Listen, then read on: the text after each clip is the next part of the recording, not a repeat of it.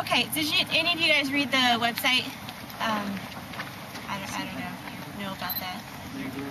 Just talking about that our college actually has a website with a lot of information about this area.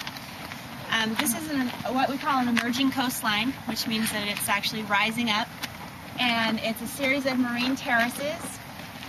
Over here, you'll notice where those houses are at. This marine terrace actually originally continued across. I don't know if you can see which one it matches up with, but that's one of your observations is that the land is sliding down here in blocks, and the reason it's doing that is because it sits on the Portuguese tuff, which is a type of ash that weathers into a clay.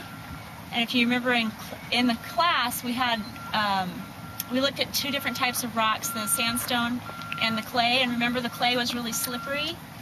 And so anytime you get any moisture or movement, this is an anticline as well. It's actually squeezing up. There's a fault back here and one down here, and it's pushing because of this emerging coastline.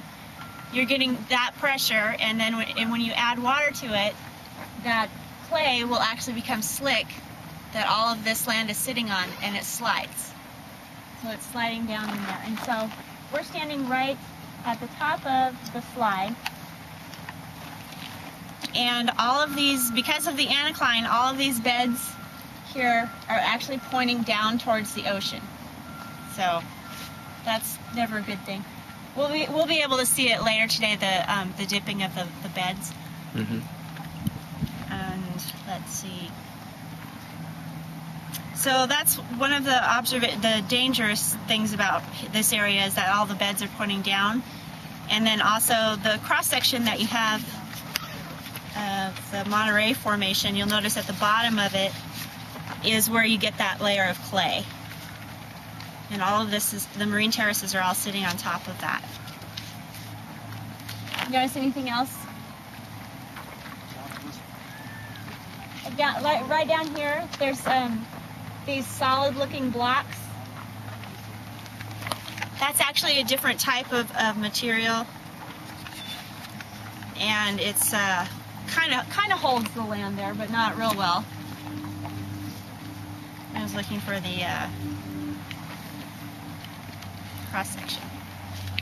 There it is. Okay. So if you look at the cross section that you guys have, the Portuguese tuff is right down here, and then there's a little bit of basalt on top of it. That's what those large blocks down there that are solid looking, that's what those are, is basalt. And then the rest of this, the rest of these layers on top of this are all marine terrace deposits from the ocean, and they're pretty unconsolidated type of material. We'll look at that a little more when we walk down this canyon.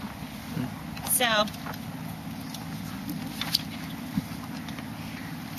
and this is still an active landslide, and we'll see that down at the bottom too.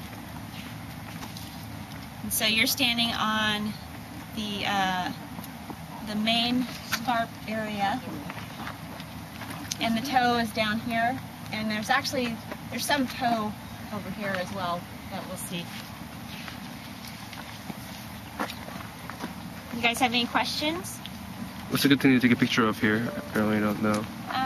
The marine terrace, and also if you make note of the vegetation, the areas that don't have a lot of vegetation on them are active areas. Because they continue to slide, the vegetation doesn't have time to grow back.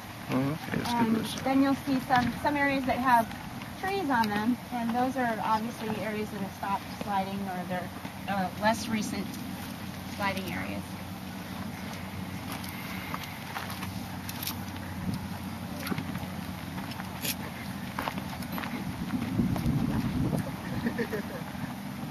And we'll actually drive by, Donald Trump built a golf course out here, and he lost his 18th hole, I believe, due to landslide. We're going to drive by his golf course too.